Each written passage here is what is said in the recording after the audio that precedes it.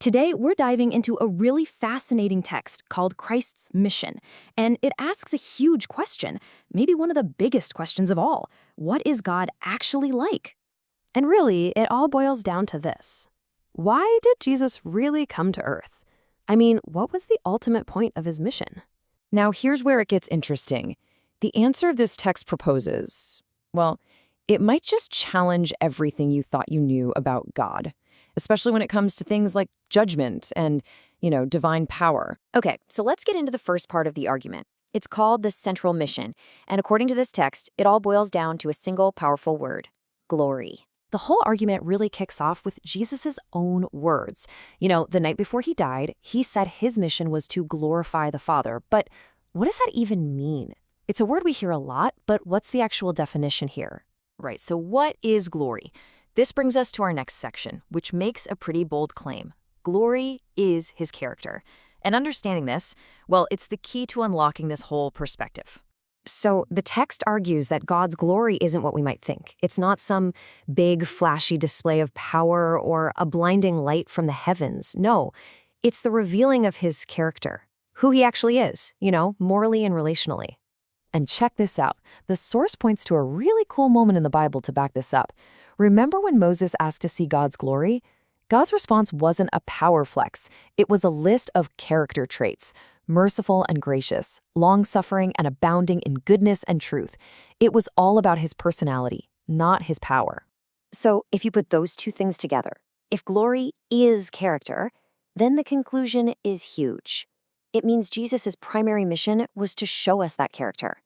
He came to put a human face on the Father's mercy, grace, and patience, to show us what it all looks like in real life. Okay, but I know what you might be thinking. This idea of a God who is purely merciful, it raises a tough question, right? That brings us to our next big topic. What do we do with all those scriptures that sound a lot like divine punishment? Yeah, this is the big apparent contradiction. You read phrases like visiting the iniquity of the fathers upon the children, and man, that sounds harsh. But the text we're looking at has a really unique way of squaring this circle. First off, it sets up two opposing forces in the universe. On one side, you have Satan, who is literally called the Destroyer. His whole job is to condemn and tear down. And on the other side, you have Christ, the Restorer, whose entire mission is to build up and restore. Now, this is fascinating. The key, according to the source, is in the original Hebrew. That word that's often translated as visiting iniquity, the word is pakad, and it can also mean to oversee. So the argument is that God isn't actively punishing people. He's overseeing the natural built-in consequences of our choices, especially when we step away from his protection. Think of it like this. Whatever a man sows, that he will also reap. It's not some random punishment from the sky. It's just cause and effect. The text frames it as God respecting our freedom so much that he allows us to experience the results of our own actions. And this whole idea of respecting our choices, it leads us to what is maybe the most important principle in this entire argument, the principle of no force. This is the foundation of how God's government works. I mean, listen to this quote from the source. It really says it all. Love cannot be commanded. Only by love is love awakened. It just makes sense, right? For love to be real, it has to be a choice. The second you force it, it's not love anymore. You've destroyed the whole thing. So you end up with this incredibly clear contrast between two types of government. You've got God's system, which is all based on the service of love and absolutely requires free will. And then you have Satan's system, which is built on power and force. They couldn't be more different. They're polar opposites. And this is where the text takes this principle to its most radical conclusion. Think about it. Why didn't God just destroy Satan from the get-go? The argument is that even destroying pure evil would have set a precedent. It would have meant using force, which would violate the #1 rule of his own government. Okay, so we've laid out all these pieces.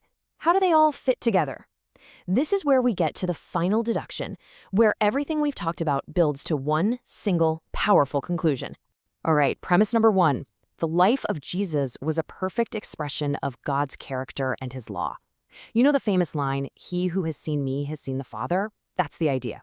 Premise number 2, and this is a big one from the source material, Christ, the perfect representation of God, never killed anyone, period.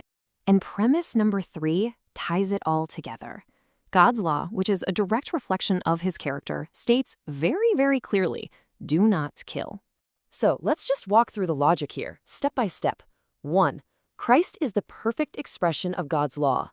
2. Christ never killed anyone. 3. God's law says, do not kill. So what's the conclusion? The text argues it's unavoidable. Therefore, God does not kill anyone. And this quote really just sums up the whole idea perfectly. Christ does not destroy, he improves whatever he touches. It's saying that the true nature of God, the one we see in Jesus, is always about building up and restoring. It's never about tearing down.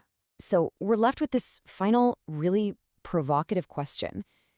If we follow the logic of this text all the way through, if God's nature is only to restore, if he never uses force or destruction, what does that change? How does that change the way we see the world or justice or even our own lives? That's a big one to think about.